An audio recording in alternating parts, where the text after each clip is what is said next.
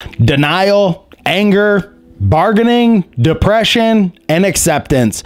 The 5 stages of grief, ladies and gentlemen. Which stage are you in? Let's talk about this Northwestern game. Ow! For 3 on the way. Oh!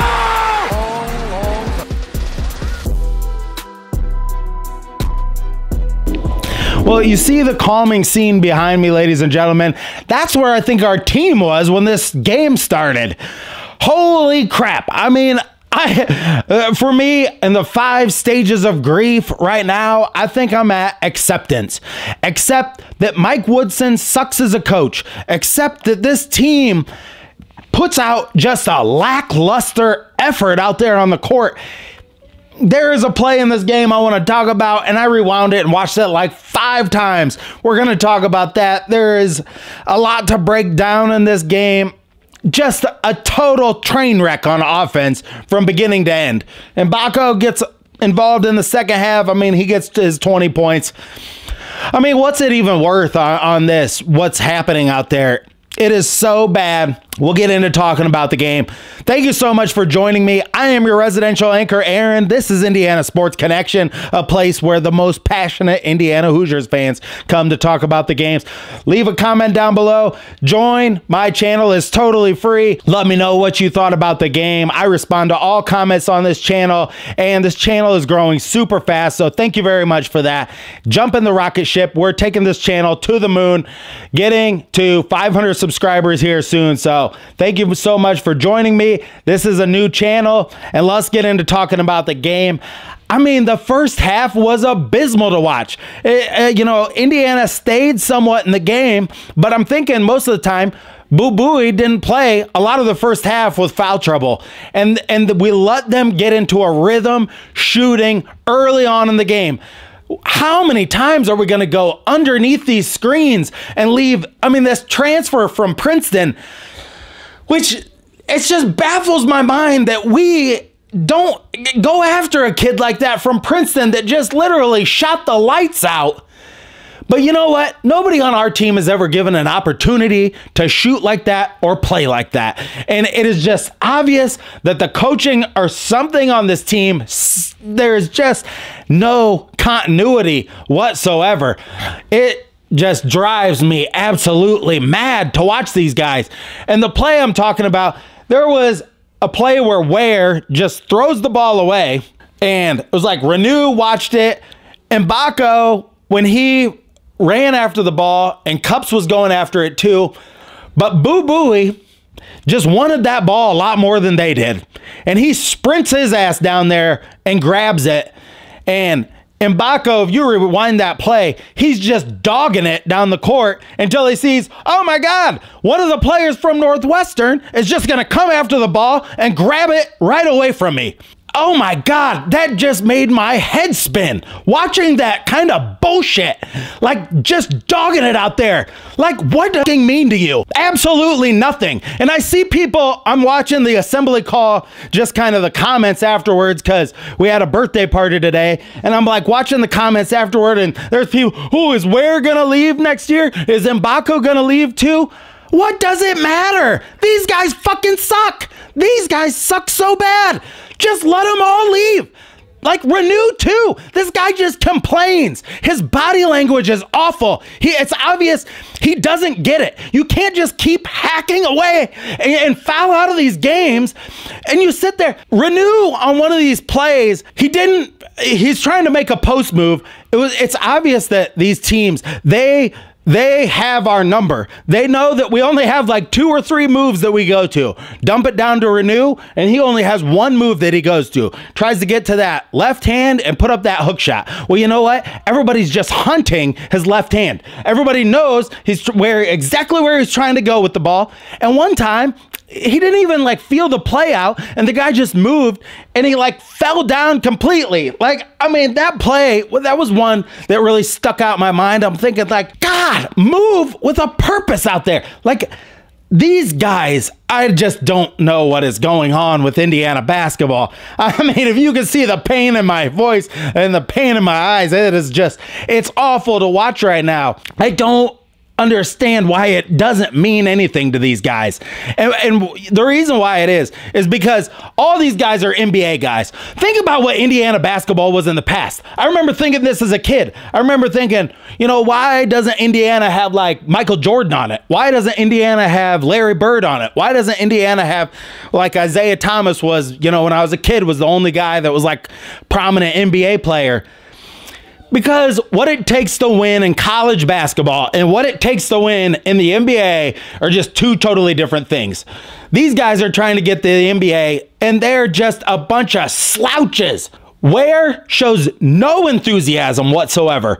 Renew, he talks a lot, but he's just a massive complainer. There's like, I think maybe Leal and maybe Galloway, and you got to identify who the alpha male on this team is. Who's going to be the leader? It's not Renew. Renew this guy complains way too much to be a leader.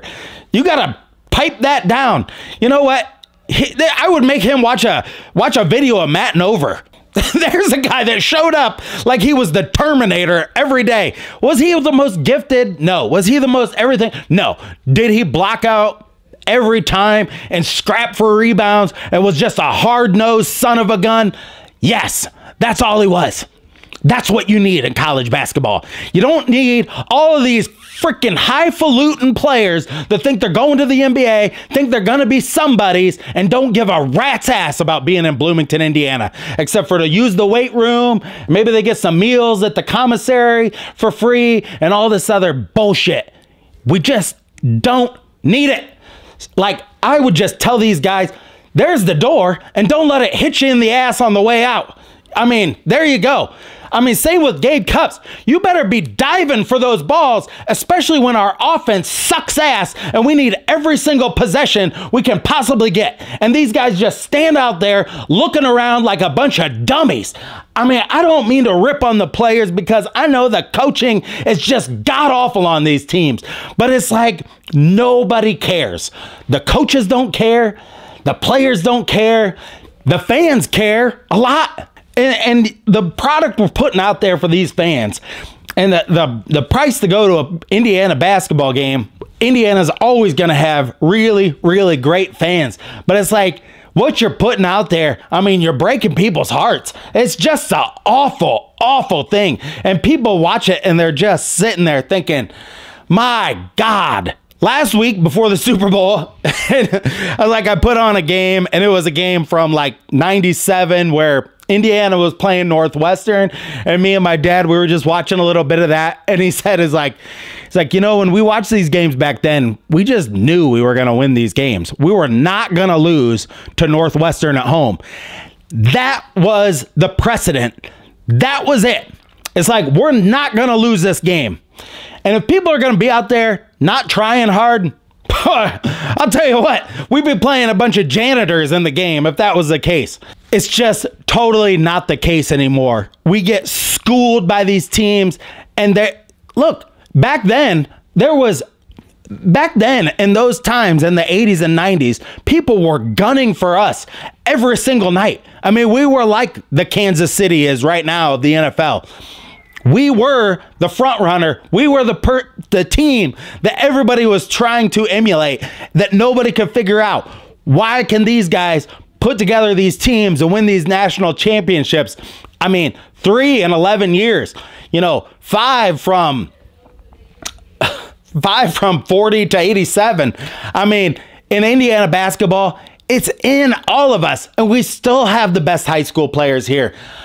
I know this video is just me ranting on and on and on. And, you know, I told myself, I was like, don't get upset. Don't get upset during this video, but I can't help it. I start talking about the game and it just gets me so pissed off.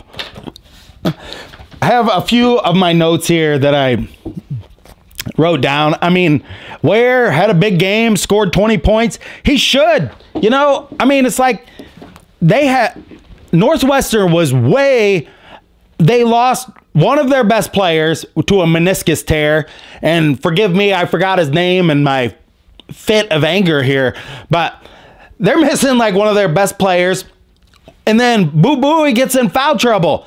They have no big guys. Northwestern has no depth. So this is one game where I could see maybe going inside a little bit more, but we just failed on so many levels on offense. It was just so hard to watch. I mean, we are just fumbling and bumbling over ourselves, and just, it is. I wish I could just watch a practice and see what they actually work on, because this team has no fundamentals whatsoever. I'll tell you, if you want to watch some great fundamentals, watch the women's team. Great fundamentals. They know how to play basketball in a fundamental way. It is very good. I wrote down here, yeah, Cups hit a three-pointer, and I thought that was a good look for him. I thought that was a good, like, he went straight up with a shot, had a decent look. But, yeah, and I wrote down, Renew, poor me. It's just, Renew is just a player that really needs leadership. He needs somebody else to really pull him together. He is just not a good guy to be your lead guy. While he could be a good player in college basketball, he has a long way to go to understand how to play the game. He doesn't do, I mean, there are just so many loose ends with him, like things he just doesn't do. And he's arguing with the assistant coaches after he got that fifth foul. I'm thinking, why stop arguing? Well, how do they not watch? I watched the film of the last game. How does the coach not go to him and be like, you can't hack down with your left hand like that? They're going to call a foul every time. Like, what is that? We outsized them by so much, and at halftime, the rebounds were 18-15. They out-rebound us by 3 rebounds, and we're lining up a 6'8 guy, a 6'8 guy, a 6'9 guy, and a 7-foot guy against, you know, I think their tallest guy is 6'9 or 6'10, and we can't rebound. Their big guy underneath, he just schools us on rebounding, just blocks us out, clears us out every opportunity he gets. Anthony Walker, bad. Like, Anthony Walker, there was one point in this game that I thought was really critical. Anthony Walker took a bad three-pointer, and then he comes down on the other end, misses like the rebound. It's like he makes a bad turnover. Then it's like, we can't get the offensive board. You know, Northwestern has this extra long possession that just seems to last forever, and that is just deflating to a team. I know some teams don't practice offensive rebounding. Some teams, like Wisconsin, do get back on defense. And you know what? Maybe that's how they're being coached. But this team needs as many extra possessions as it can get. I mean, they need to dive for balls, anything going out of bounds, getting any rebound they possibly can, because we stink on offense. It is, I just don't know what they are doing out there at all. And the one play I do want to bring up, that call against Sparks in the first half, that I just thought that was awful. They showed that guy reaches over the back, and I don't know. I mean, I guess that's the rule. Like, he hooked, and I guess, did he hold him down?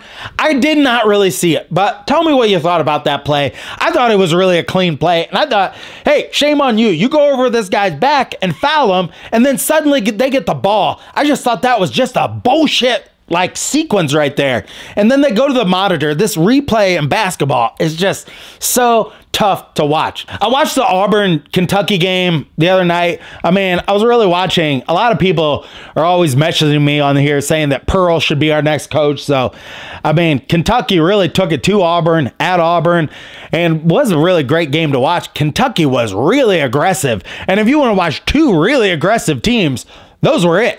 I mean, you can see why either one of those teams would just blow Indiana away just because of sheer aggressiveness that they put out there on the court and how they get after it. It's unbelievable. I'm going to end this rant right now. I'm going to make another video more articulating stuff in the game and then leading up to the next game we have, which I don't even remember who it is, but we play at home, I believe, against Wisconsin or somebody coming up next. But I'm going to have to remind myself of that. Thank you so much for joining me on this episode of Indiana Sports Connection. Something's got to change, and Mike Woodson's got to be fired. I am sorry. This lackluster. How do we think this guy is going to improve this roster and coach this team up going into the future?